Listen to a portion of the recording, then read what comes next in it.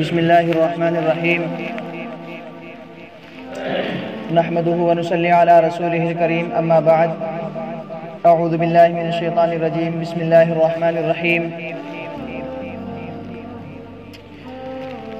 الله لا إله إلا هو الحي القيوم لا تأخذه سنة ولا نوم وقال الله تعالى في موضع آخر ان الصلاة كانت على المؤمنين کتابا موقوتا۔ اللہ تبارک و تعالیٰ کا بے انتہا احسان اور شکر ہے کہ اللہ تبارک و تعالیٰ نے ہم سب کو یہاں اپنے گھر میں جمع فرمایا اور دین کی کچھ باتیں کہنے اور سننے کی ہم سب کو توفیق عطا فرمائی۔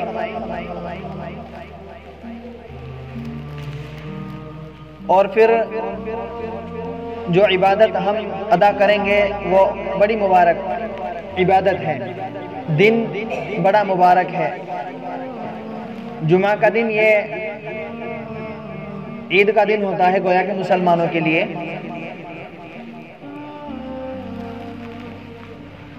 انسان جب دن بھر کام میں مشغول ہوتا ہے اور کام کرتا ہے تو اس کو تھکان، اونگ اور نیند آ جاتی ہے، اور انسان کے لیے آرام بہت ضروری ہے۔ جیسے انسان کے لیے جینے کے لیے کھانا اور پانی ضروری ہے، اسی لیے انسان کے لیے آرام بھی اتنا ہی ضروری ہے۔ آپ اور ہم سو سکتے ہیں، آپ کو اور ہم سب کو اونگ اور نیند آ سکتی ہے، لیکن اللہ وحدہ لا شریک لہ کی وہ ذات ہے کہ جس کو اونگ تک بھی نہیں آتی۔ لا تأخذہ سنۃ ولا نوم، اللہ کی وہ ذات ہے کہ اس کو نہ کوئی اونگ آتی ہے نہ کوئی نیند۔ اللہ ہمہ وقت بیدار رہتا ہے۔ بالخصوص اللہ تبارک و تعالی اس چیز کے منتظر رہتے ہیں کہ میرے بندے آئیں، میرے سامنے آنسو کے 2 قطرے نکال دیں۔ اور یقیناً آج کا جو دور ہے، حالات ہے اور معصیتوں میں ہم ڈوبے ہوئے ہیں، گناہوں کے انبار ہمارے سروں پہ لدے ہوئے ہیں۔ ہم یہ سب جانتے ہوئے پھر گناہوں کی دلدل کی طرف چلے جاتے ہیں۔ گناہ کرنے کے بعد ہمیں احساس اور شرمندگی نہیں ہوتی۔ تو اللہ تعالی ہمارے اس چیز کا انتظار کرتے ہیں کہ میرے بندے آئے اپنے 2 آنسو کے قطرے لے کر کے، تاکہ میں اس کو معاف کر سکوں۔ جہنم کی جو آگ ہے، اس آگ کو اگر کوئی بجھا سکتا ہے تو صرف اور صرف اللہ کے سامنے گرے ہوئے آنسو کا قطرہ ہی اس آگ کو بجھا سکتا ہے۔ پوری دنیا کا پانی اس آگ کو نہیں بجھا سکتا، لیکن اللہ کے خوف سے گرا ہوا ایک آنسو کا قطرہ اس پوری جہنم کی آگ کو بجھا سکتا ہے۔ اور یقیناً اگر ایک مرتبہ انسان مسجد میں آئے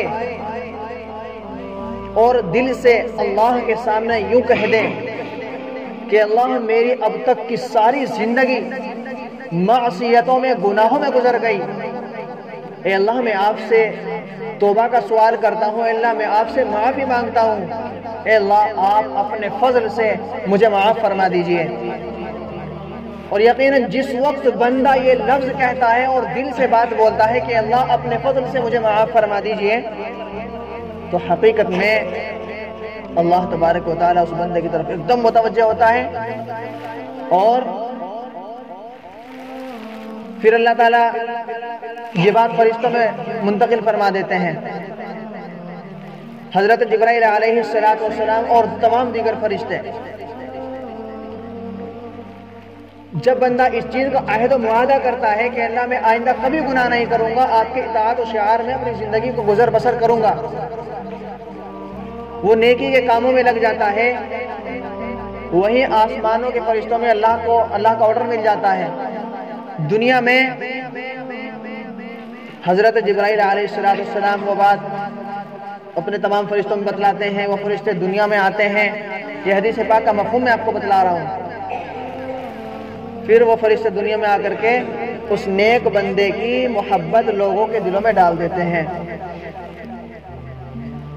آج ہم لوگ یوں کہتے ہیں نا بھائی وہ بہت بڑے اللہ والے ہیں، بھائی ان کے پاس چلنے ہیں، بھائی اللہ تعالیٰ کے بہت برگزیدہ بندے ہیں۔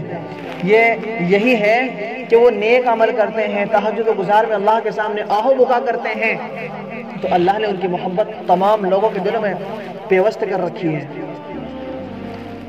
لیکن وہیں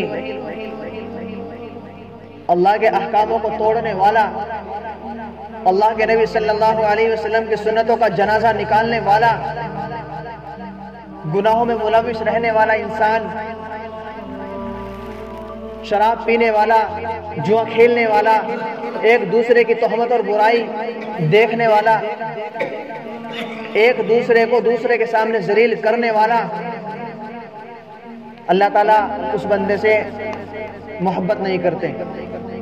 حضرت جبرائیل علیہ السلام کو کہتے ہیں کہ جبرائیل وہ فلاں بندہ ہے، میں اس سے محبت نہیں کرتا، تم بھی محبت نہ کرو۔